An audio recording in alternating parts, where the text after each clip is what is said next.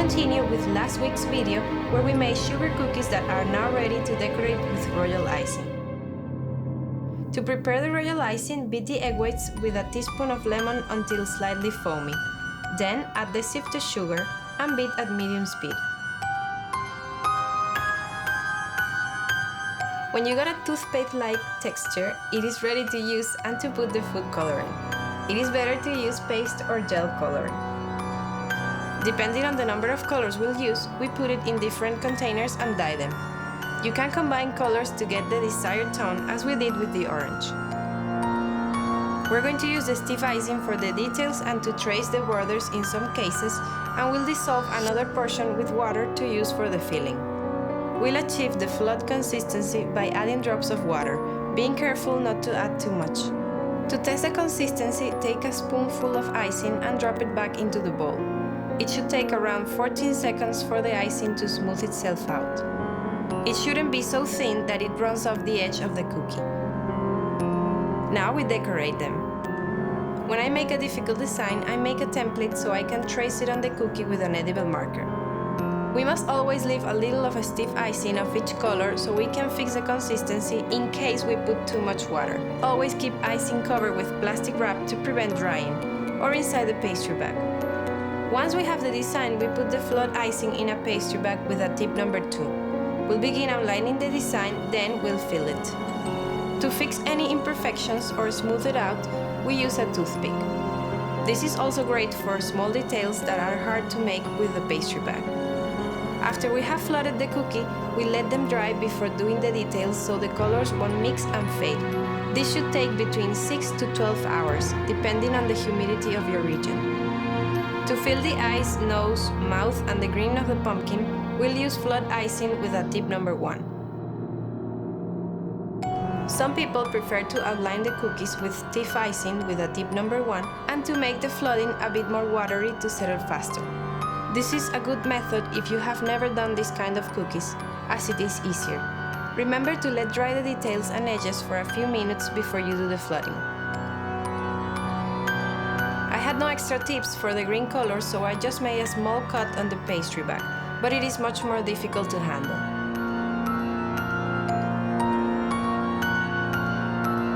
We will follow the same process for the skulls, being careful not to cover the eyes and nose.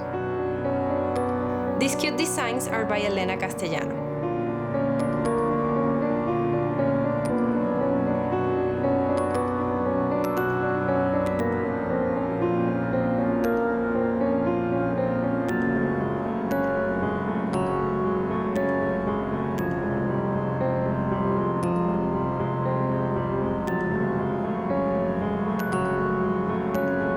We're going to outline the skull cookies with a stiff icing and tip number 1. Keep the tip away from the cookies so the line doesn't get flat.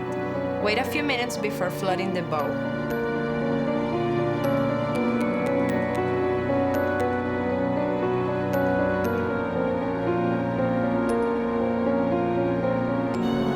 To make the eyes we'll use for the bats, we'll use flood icing with a tip number 2 for the white and number 1 for black. They must dry for around 4 hours before using them. You can also store them to use with another project.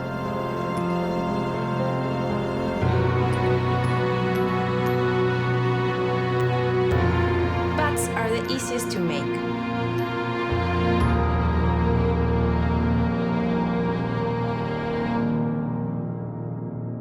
Remember to let dry about 8 hours before putting the eyes with a little icing.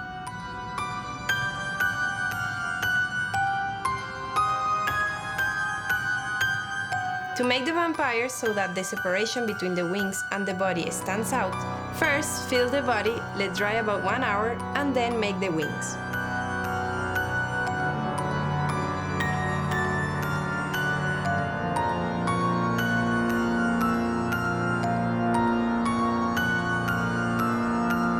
To draw a fun line for the mouth, we'll use a toothpick, dipping it in flood icing.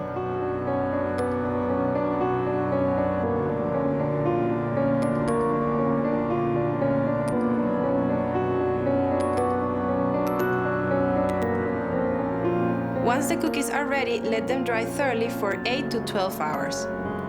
Store your cookies in an airtight container or cellophane bags. Decorated cookies can last up to 3 weeks. If you have icing left over, you can store it in the fridge for up to 6 days. You'll have to beat it again before using it.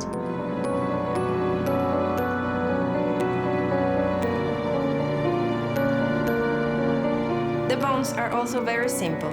To give them a bloody touch, dilute a little of red food coloring with water and sprinkle them with the brush.